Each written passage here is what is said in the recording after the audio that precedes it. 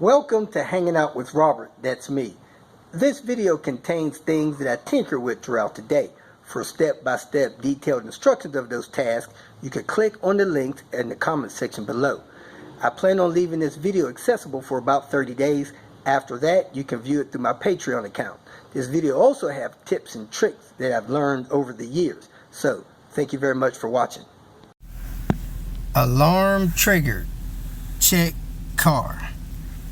Somehow the alarm got triggered. I guess somebody was messing with the car. Time for regular service.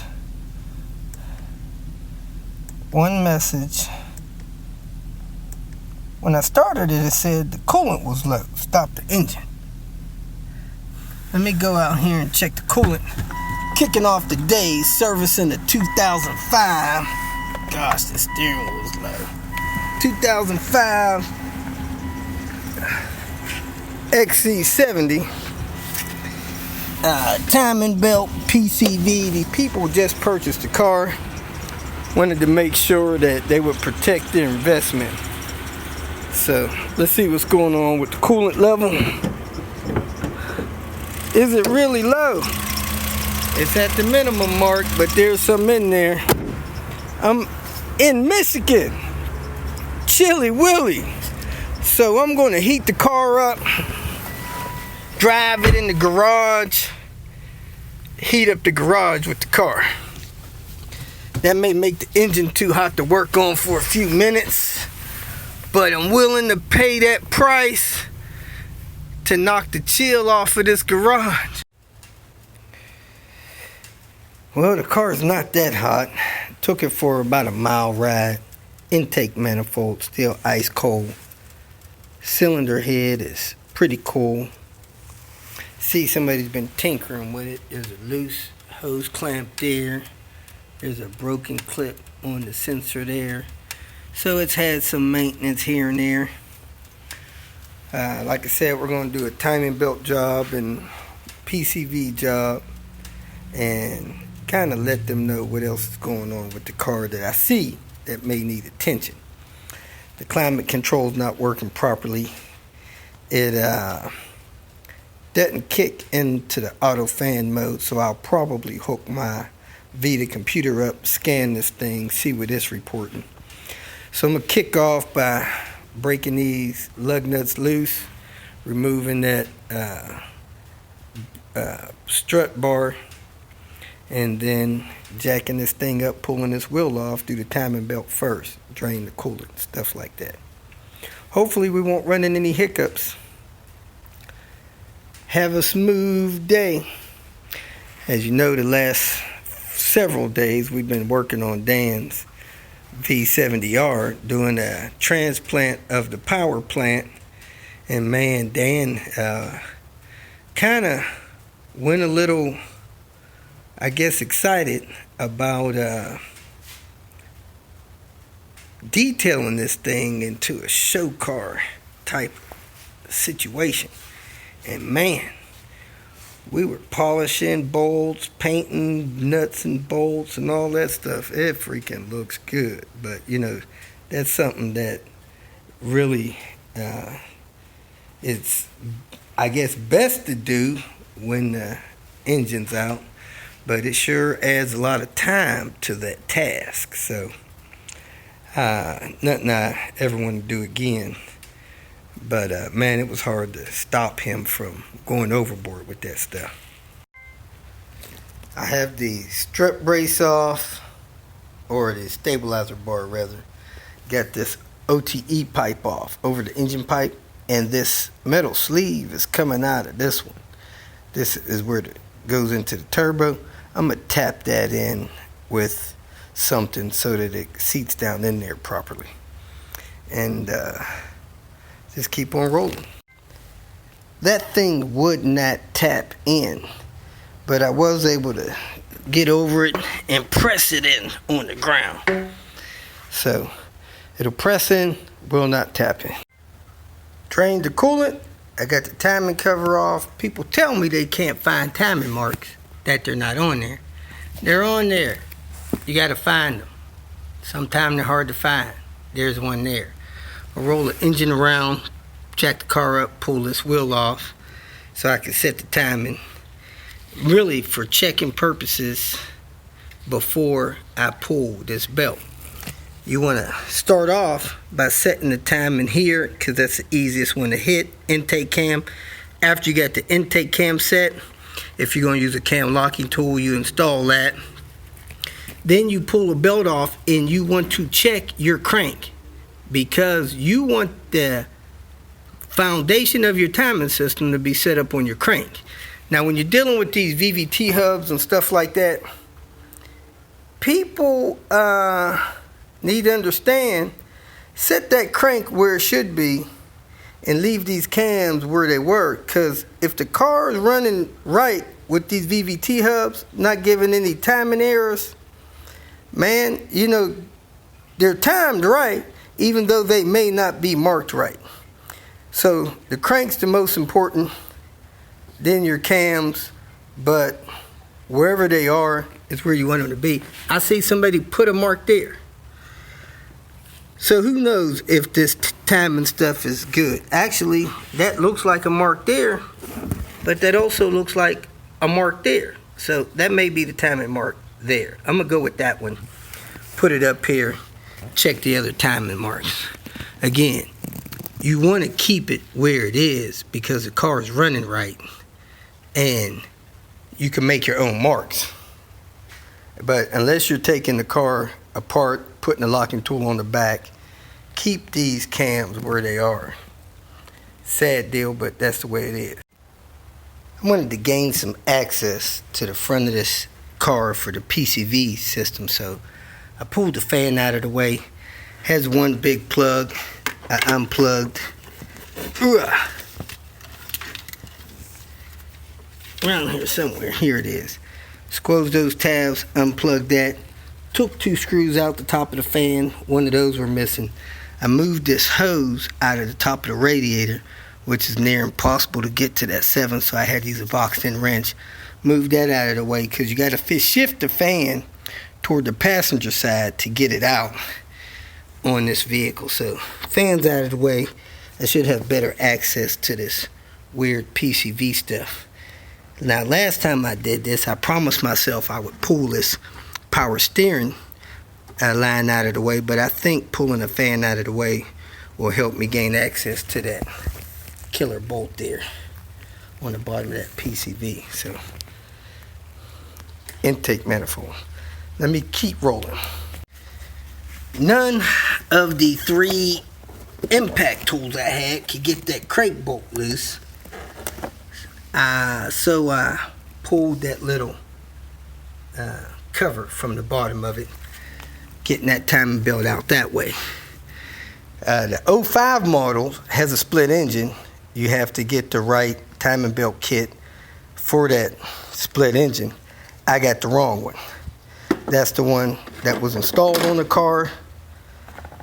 This is the one, wherever it is. Oh, there it is. This is the one I got in my timing belt kit.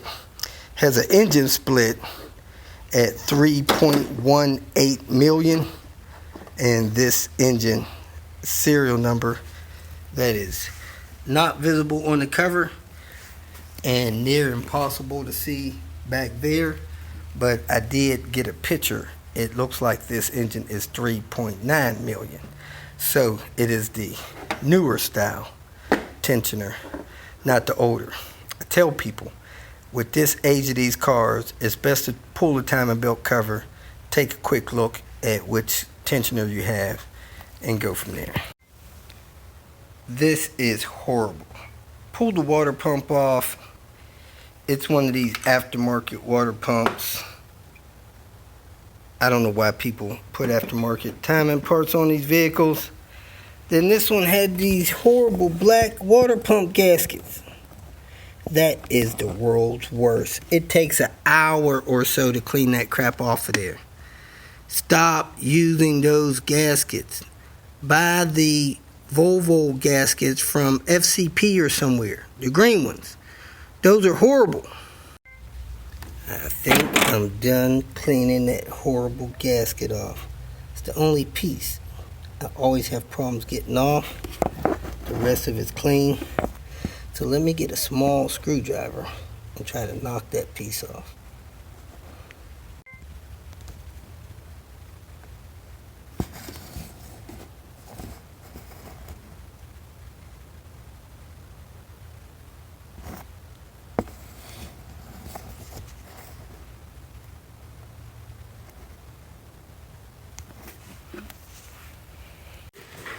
Got the timing belt done. That bigger tensioner, you tension it clockwise instead of counterclockwise.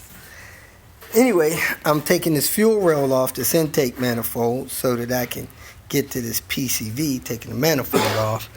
This thing has a T15. You take that screw out to get the fuel line disconnected. You got a fuel sensor there, I assume it is. Well, maybe not the fuel sensor, temp sensor. Wires across with the fuel rail wires for some reason.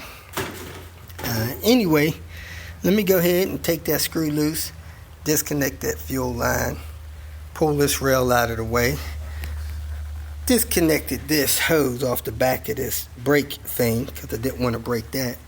Don't want to be liable for $280 worth of that.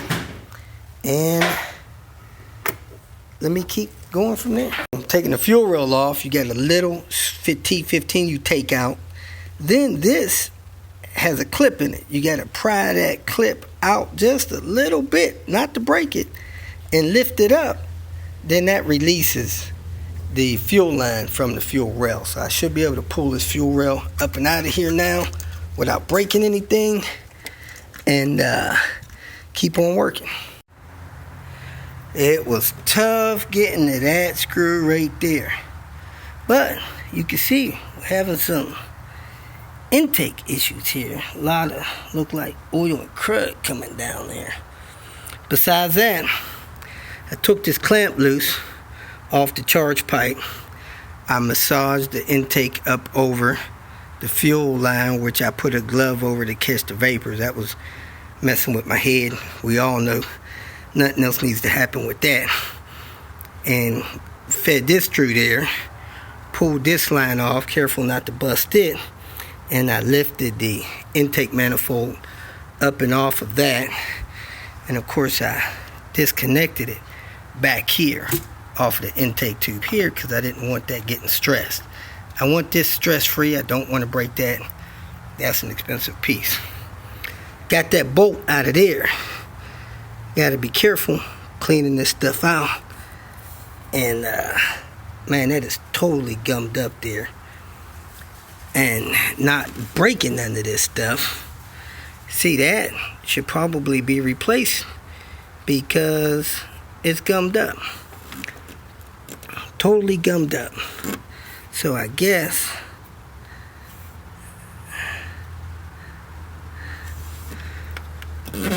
and I'd be careful not to break that, or it probably should have been ordered and replaced. That's an expensive piece too, but you can see it's carboned up.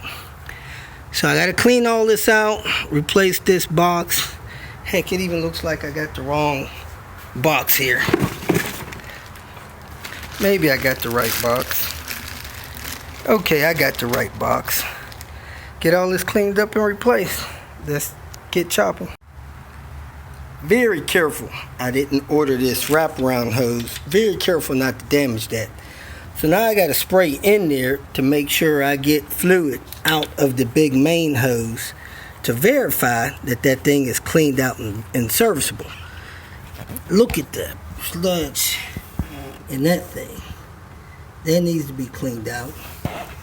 That needs to be cleaned out. I'm going to run this giant zip line down those to clean those out. I'm a little surprised at how gummed up this is. Got some white sludge in there. This is really from this thing having short trips. All that stuff being sludged up. So I do have a box in that hose. This little hose down there. Need to clean the rest of this stuff out. Clean that out. Start putting this thing back together. And you know, besides Panther, this is one of the worst PCV gunk up jobs I think I've had. I've scraped a lot of stuff out of there. Look at all that carbon left down there. I had a lot on that rag. Now I gotta poke something down there, try to get it down in the oil pan. I don't know, man. This is pretty bad. My buddy Dan said the one in that car was worse, but jeez, this stuff is horrible. Alright, now I'm cleaning this banjo bolt fitting. The first thing I did was scraped it out with this wire. Scraped around all the carbon. You know, it's a banjo bolt. It goes around, has a groove in it. Then I scraped in it with this stainless steel brush to get everything out I could around the banjo bolt fitting. If you can see in there, it's doing pretty good.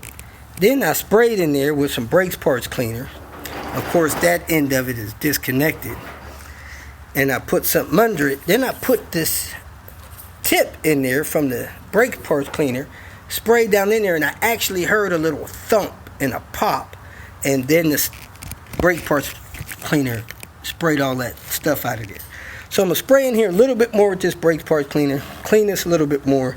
Then I'm going to install a new box and get this thing buttoned up. Now I will say this, that bottom box screw on the passenger side is one tough bolt to reach. There's just not a lot of room in this thing, but anyway, gotta keep rolling. Went to go pull that bolt out, couldn't get that bolt out with the thermostat housing in place. So cut a little notch out of the intake manifold to put the new intake manifold on. And let's go get this back. And there's Dan. Got his V70R running. Little rough, but it's running. I think I got this bolt on. Without a lot of fuss. Without too much fight. It looks on and proper. Man, I can't hardly see that thing. I want to get a good look at it.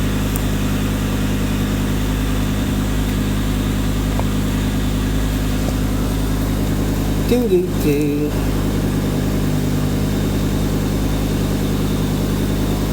Alright, let me watch that video clip.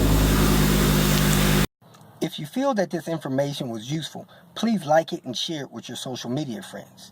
You can subscribe to my channel so that you will get notifications of future videos that I post. You can follow me on Twitter, and if you need to contact me directly, please visit my website. And if you have any questions, leave them below, and someone or myself will reply to them. Again, thank you very much for watching.